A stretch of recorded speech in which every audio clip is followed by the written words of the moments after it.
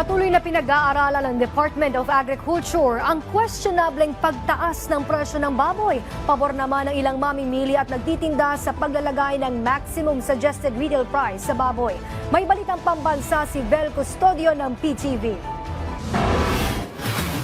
Iaanunsyo ng Department of Agriculture kung matutuloy ang paglalagay ng maximum suggested retail price sa baboy sa loob ng 2 linggo. Patuloy pang pinag-aaralan ng ahensya ang dahilan sa likod ng questionableng pagtaas ng presyo ng baboy. Kasalukuyan kasi naglalaro ang presyo nito sa 370 hanggang 420 pesos kada kilo sa merkado, gayong nasa 240 hanggang 250 pesos per kilo lang ang farm gate price nito.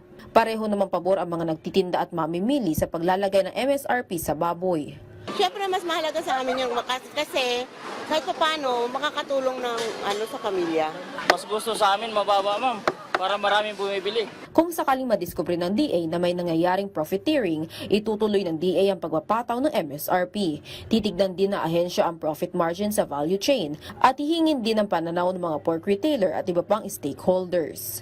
Samantala, maaari pang maibaba ng 52 pesos ang MSRP sa bigas pagsapit ng February 15 mula sa kasalukuyang 55 pesos.